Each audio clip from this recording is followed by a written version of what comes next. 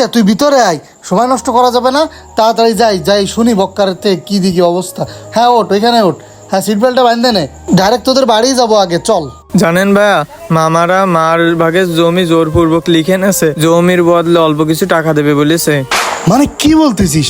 আসলে কিছু মানুষ আছে এরকম, মানুষের বিপদ দেখলে সুযোগ নেয়। থাক ভাই, মন খারাপ করিস না, আমি তোর ভাইয়ের সাথে যে কথা বলে দেখি, ইনশাল্লাহ কোনো একটা ব্যবস্থা করবা। ভাইয়া যে করে হোক ভাই আমার আম্মুরে বাঁচাতে হবে। আচ্ছা ভাই ঠিক আছে, চিন্তা করিস না, এই তো চলে আসছি তোদের বাড়ির সামনে। আমি তোর ভাইয়ের সাথে যে কথাবার্তা বলে দেখি আমি কি সাহায্য করতে পারি।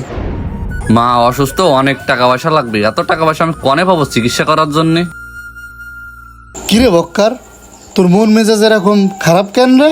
আর ভাই, মন যার মায় অসুস্থ থাকে তার আবার মন কি করে ভালো থাকে? হ্যাঁ ভাই, সবকিছুই তো শুনলাম, এখন আমি চাচ্ছিলাম তোর আম্মুর জন্যই সাধ্য না মতো। ভাই, তোমার আর দয়া দেখানো লাগবে না, তুমি পারলে আমার একটা কাজ দাও। না, আমি বলতেছিলাম যে তোর প্রতিবেশী হিসেবে তো আমার